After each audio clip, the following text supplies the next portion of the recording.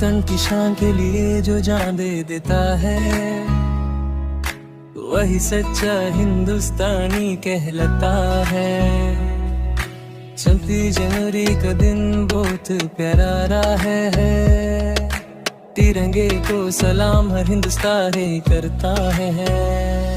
ना झुकेंगे ना रुकेंगे ये वादा है अपना,